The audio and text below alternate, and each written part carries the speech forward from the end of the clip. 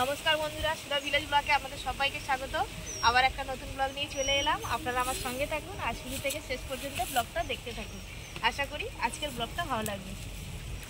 আগামীকাল তো আপনারা দেখেছেন আমি ধান ভাপিয়েছিলাম, আর এখন এই যে বিকালে আবার ধান সিদ্ধ করতে বসে পড়েছি। আর বিকাল থেকে আমি ব্লগটা স্টার্ট করছি। বন্ধুরা, এই যে সবে আমি ধান সিদ্ধ করতে বসিয়েছি।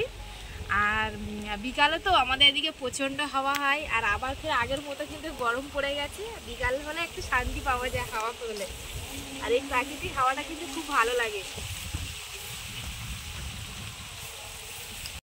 আমি বাড়ির সমস্ত কাজ সেরেই রেশন ধরতে চলে এসেছি। আর রেশনের এইখানটায় একটা বড় বট গাছ আছে, সেখানে কত বড় একটা মৌচাক। এর আগের ব্লগে কিন্তু আমি দেখিয়েছিলাম ছোট মৌচাক, তার তুলনায় কিন্তু অনেকটাই বড় মৌচাকটা।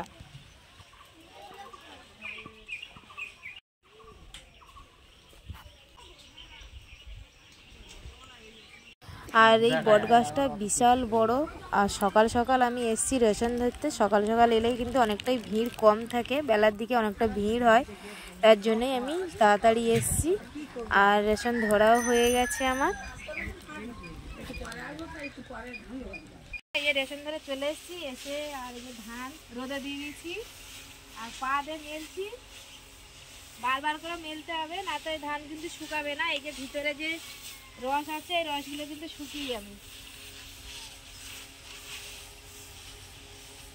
আর কি রোদ! আবার আগের মতো বন্ধুরা আবার গরমটা পড়ে গেছে।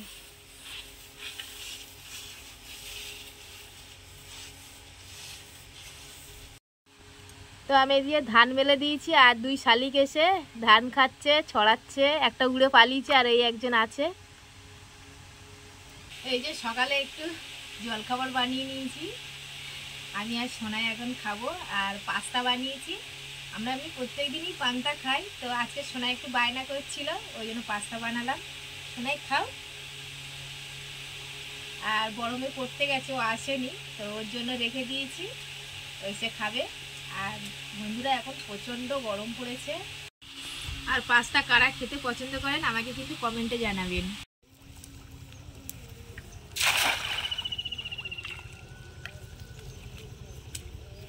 তো দুপুরে রান্না করার জন্য যে জাল ফেলতে চলে এলাম মাছ ধরতে।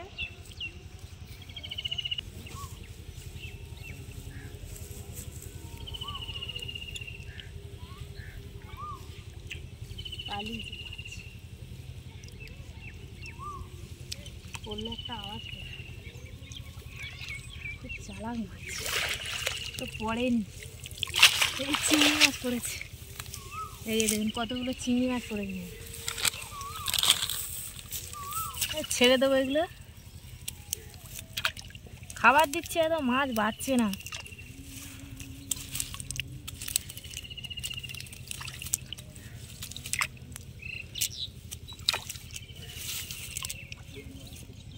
এই চিংড়ি মাছের পেটের ডিম হয়ে যায়।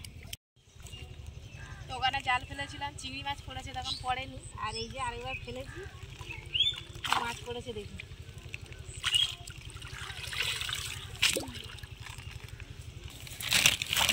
এই সব পোনা মাছ পড়েছে, কটা বড় বড় দেখে নিয়ে নেবো আর সব ছেড়ে দেবো। শোনা, বালতি নিয়ে এসো, দেখি বালতি আনো নি।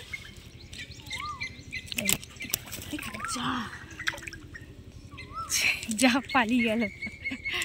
বালতি নিয়ে এসো, ও দোকান দেবো, দে দে প্লাস্টিক।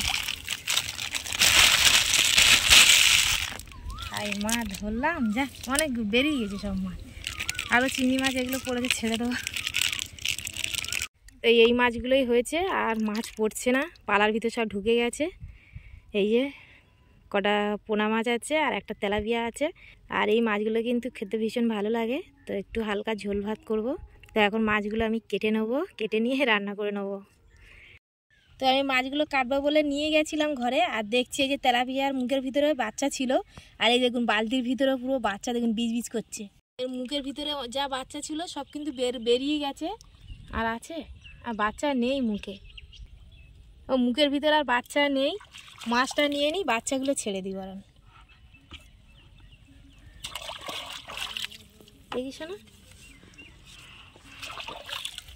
কত বাচ্চা। আর তেলাপিয়া মাছ কিন্তু 3 মাস অন্তর অন্তর কিন্তু বাচ্চা দেয়।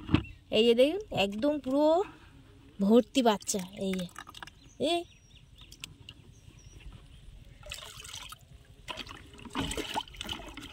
তা ছেড়ে দিলাম, বেঁচে যাবে বাচ্চাগুলো। মাছ ধুয়ে কেটে এই যে রান্না হয়ে গেছে আমার। তো এবার আমরা সবাই খাবো। আর রান্নাটা আপনাদের সঙ্গে শেয়ার করতে পারিনি, প্রচণ্ড গরম। আর একদম হালকাই রান্না করেছি, গোটা ঢেঁড়স আর আলু দিয়ে। তো এইভাবে কোনো দিন খাইনি, তো আজকের ভাবলাম ঢেঁড়সগুলো গোটা দিই। আর এমনি কেটে দিলে না বন্ধুরা হড় করে, ওই জন্যই গোটা দিয়েছি।